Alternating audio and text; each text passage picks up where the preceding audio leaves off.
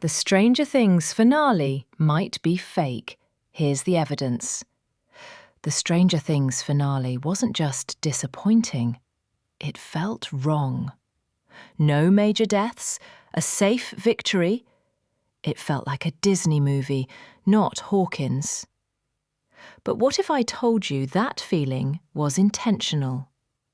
What if the finale we watched never actually happened? In this video, we're taking a deep dive into the Conformity Gate Theory, the idea that Stranger Things' ending is not reality, but a carefully constructed illusion created by Vecna himself. We'll examine the evidence, the glitches, and the lies, and by the end, we'll ask one final question. Is this a hidden masterstroke, or just fans refusing to accept a bad ending? What is the theory? At its core, the Conformity Gate Theory claims that the finale is a lie. According to the theory, Vecna trapped the characters inside a flawless mental simulation, a world where everyone feels safe, content, and no longer feels the need to fight. Think about it. It's not a prison of pain. It is a prison of comfort. The logic is terrifyingly simple. Vecna doesn't win by killing everyone. He wins by convincing them that the fight is already over. Imagine it like this. You're inside a dream that feels completely real. Everyone you love is alive. Everything feels finished. Why would you want to wake up? The most radical implication of the theory is this. The true ending of Stranger Things has not been shown yet. So, is this just fan fiction, or are there actual clues?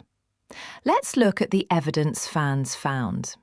First, the graduation scene. Look closely at the hands. Many of the graduates hold their hands in an oddly specific position, eerily similar to Henry Creel's signature pose. Fans interpret this as a visual cue that everyone is still under his control. Then look at the Wheeler family. Nancy, Mike, and even Karen's hairstyles inexplicably mirror Henry Creel's style. It's subtle, but once you see it, you can't unsee it. And then there's the biggest anomaly, Max. A character who spent nearly 2 years in a coma somehow graduates on time. Within the logic of the show, this makes zero sense, unless the scene itself isn't real. It gets deeper. In the final moments, look at Mike writing his book. His glasses, his posture. He looks exactly like Henry Creel. Is Vecna writing the story through him? And finally, the Dungeons and Dragons scene. When the rulebooks are placed side by side, some believe the spines spell out a hidden message, implying that the events of Dimension X were a lie. The theory also points to who is not there. Characters like Vicky and Susie are completely absent from the epilogue. According to fans, the explanation is dark. Vecna can only recreate people he personally knows or has consumed. Anyone outside his direct awareness simply doesn't exist inside the simulation. It's a convenient explanation, but it fills the plot holes perfectly. Now we have to look at the other side. Is this theory actually true?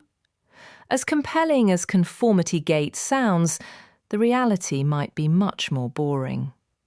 Critics and realists argue that these clues aren't clues at all. The hand gestures? Likely a coincidence. Max graduating? Probably just a production oversight or a time jump error. And the rumoured secret 9th episode? That turned out to be just a making-of documentary. The Duffer Brothers stated they wanted an ambiguous ending like the movie E.T.